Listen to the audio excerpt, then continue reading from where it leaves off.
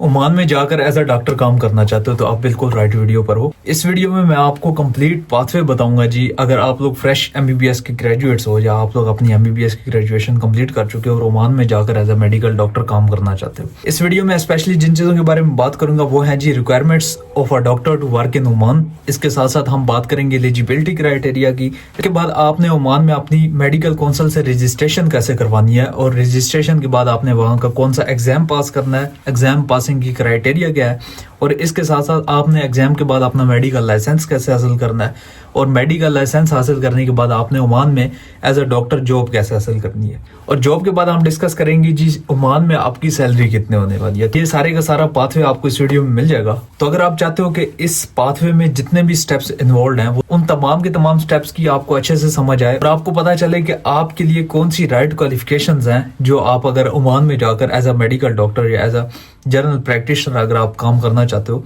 तो ये सारी की सारी रिक्वायरमेंट्स आपने पूरी करनी है। तो चलो सबसे पहले बात कर लेते हैं रिक्वायरमेंट या फिर एलिजिबिलिटी क्राइटेरिया की। सबसे पहले आपके पास एक अप्रोप्रिएट मेडिकल डिग्री होनी चाहिए। उसमें आपकी एमबीबीएस की डिग्री आ सकती है, उसमें आपकी एमडी कंसिडर की जा सकती है। इसके साथ साथ आपका क्लिनिकल एक्सपीरियंस होना चाहिए एटलीस्ट 1 ईयर का आफ्टर यूर हाउस जॉब। अब इसमें आपकी पोस्ट ग्रेजुएट जो क्वालिफिकेशंस होती हैं लाइक एफसीपीएस, एमडी, एमएस, ये सारी की सारी भी इंक्लूड हो सकती हैं। उसकी वजह से आपका रैंक अप हो जाता है। अब जब आपके पास ये रिक्वायरमेंट पूरी हो जाएगी, मेडिकल डिग्री, और वो भी एफिलिएटेड होगी ओमान की मेडिकल काउंसिल से, आपके क्रेडिट्स जो हैं वो ओमान के साथ मैच हो रहे होंगे, तो उसके बाद आ जाती है जी बारी आपकी रजिस्ट्रेशन की। रजिस्ट्रेशन आपकी होगी जी ओमान मेडिकल काउंसिल में। और ओमान मेडिकल काउंसिल में रजिस्ट्रेशन किस तरह करनी है तो चलो डिस्कस कर लेते हैं। सबसे पहले आपने अपने सारे के सारे डॉक्यूमेंट्स लेने हैं जिसमें आपकी मेडिकल डिग्री होगी, आपका क्लिनिकल एक्सपीरियंस होगा, और इसके साथ साथ जितने भी आपके को करिकुलर सर्टिफिकेट्स वगैरह होंगे वो सारे के सारे आपने मिनिस्ट्री ऑफ फॉरेन अफेयर्स और इसके साथ साथ ओमान की जो आपकी एम्बेसी है उससे आपने टेस्ट करवा लेना है। अब वो अटेस्टेशन आपकी इंश्योर करेगी कि आपकी जो मेडिकल क्वालिफिकेशन है क्या वो ओमान के स्टैंडर्ड्स के मुताबिक होती है कि नहीं, और आपके क्रेडिट्स वगैरह टोटल जेन्युइन है कि नहीं, आपके पास कोई फेक ट्रांसक्रिप्ट वगैरह तो नहीं है। इस तरह करके ये सारी की सारी चीज़ें उसमें आपकी वेरीफाई कर ली जाती हैं। नेक्स्ट बारी आ जाती है जी एप्लीकेशन की। तो जो आपकी एप्लीकेशन है वो होती है डेटा फ्लो के जरिए, और डेटा फ्लो बिल्कुल सेम है जैसे आपको ऑलरेडी बताया कतर, कुवैत और इस तरह की जितनी भी गल्फ कंट्रीज हैं उनमें ये सेम डेटा फ्लो की वेरिफिकेशन होती है। तो ये आपने मस्ट करवा लेनी है। जब आपकी रजिस्ट्रेशन हो जाएगी कंप्लीट, उसके बाद आ जाता है जी प्रोसेस आपका एग्जाम पास करने का। तो चलो बात कर लेते हैं अबाउट ओमान का जो मेडिकल लाइसेंसिंग एग्जाम है उसके बारे में। आपको OMSB ओमान का मेडिकल जो सा स्पेशलिस्ट बोर्ड है उसके थ्रू आपने एग्जाम पास करना होता है। वो प्रोमेट्रिक एग्जाम होता है। जैसे आपको मैंने पिछली वीडियो में बताया, लाइक कतर में आपने जब एज अ डॉक्टर काम करना होता है उसके लिए भी आपको प्रोमेट्रिक एग्जाम पास करना पड़ता है। कुवैत में काम करने के लिए और इस तरह जितने भी गल्फ कंट्रीज हैं उन तमाम के तमाम में प्रोमेट्रिक एग्जाम आपने पास करना होता है।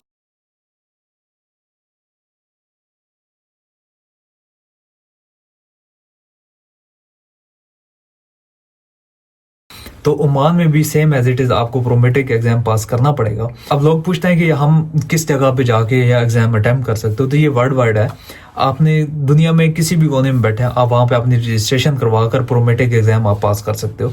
इसकी जो फी है वो तकरीबन $200 से लेके तकरीबन $300 बनती है, और ये एक MCQs बेस्ड एग्जाम है सेम एज इट इज जैसे आपको ऑलरेडी मैं पिछली वीडियोस में बता चुका हूँ। जब आपने प्रोमेट्रिक एग्जाम की तैयारी करनी है तो काफी ज्यादा लोग पूछते हैं कि हमने प्रिपरेशन कहाँ से करनी है, कैसे करनी है।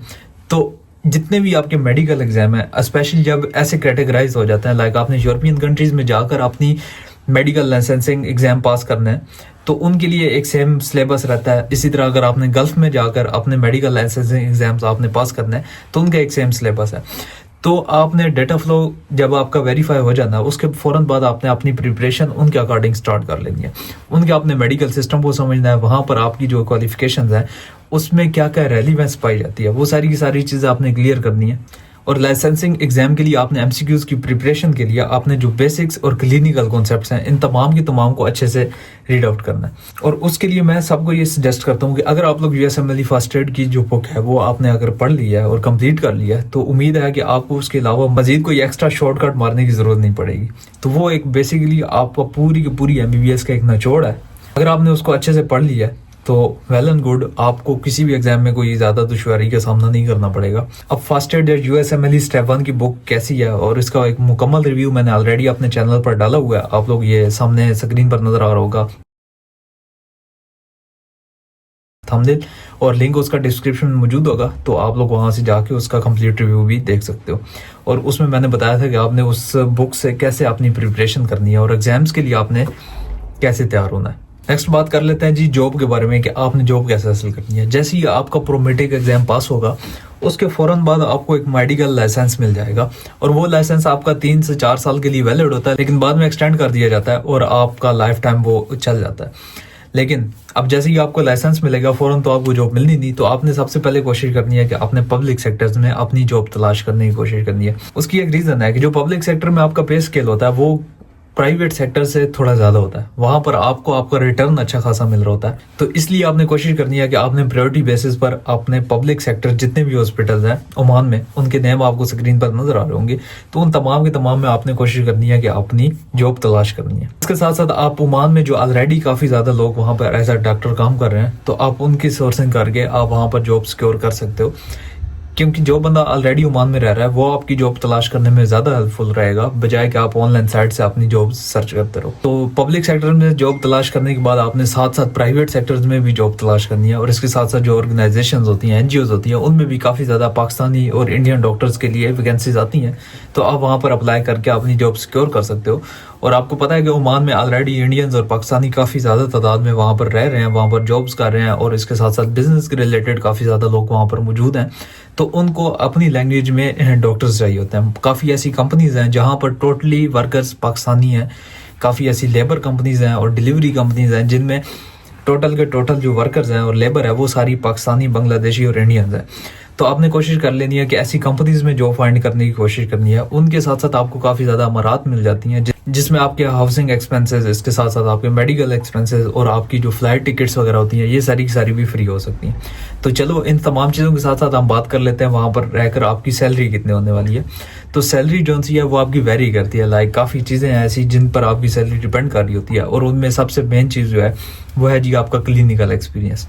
अब जितना ज़्यादा आपके पास क्लिनिकल एक्सपीरियंस होता जाएगा उतनी ही आपकी वहाँ पर सैलरी बढ़ती जाएगी। इसके साथ साथ आपने मेडिकल सेमिनार्स वगैरह जितने ज्वाइन किए होंगे, आपके पास जितना ज़्यादा नॉलेज होगा उस बेस पर आप अपनी उसकी बेस पर आप अपना रैंक अप करते जाएंगे और उस हिसाब से आपकी सैलरी भी इंक्रीज होती जाएगी। तो एग्जैक्ट सैलरी बताना तो एक नामुमकिन चीज़ है क्योंकि हर पर्सन की सैलरी जो है वो वेरी करती रहती है, लेकिन एक एवरेज सैलरी जो बिल्कुल फ्रेश ग्रेजुएट है जिसने अभी MBBS कंप्लीट किया और अपना फर्स्ट ईयर जो सा क्लिनिकल एक्सपीरियंस का वो हासिल करके और वहाँ पर जाकर अपनी जॉब वगैरह कर रहा है, तो उसकी एक एवरेज जो सैलरी है वो तकरीबन $2000 से $3000 के दरमियान रहती है, जो कि तकरीबन 800 से लेकर 1200 ओमानी रियाल बनता है। तो इसको आप अपनी पाकिस्तानी या इंडियन करेंसी में कन्वर्ट करके चेक कर सकते हैं। तकरीबन पाकिस्तानी 9-1 लाख रुपए बनता है और इंडियन रुपीज आप अंदाजा लगा सकते हो। तो ये था जी एक जनरल प्रैक्टिशनर या एक फ्रेश ग्रेजुएट के लिए ओमान जाने का एक कंप्लीट पाथ है। उम्मीद है आपको वीडियो अच्छी लगी होगी। अगर तो अच्छी लगी है like, comment, share and subscribe करना मत भूलिएगा।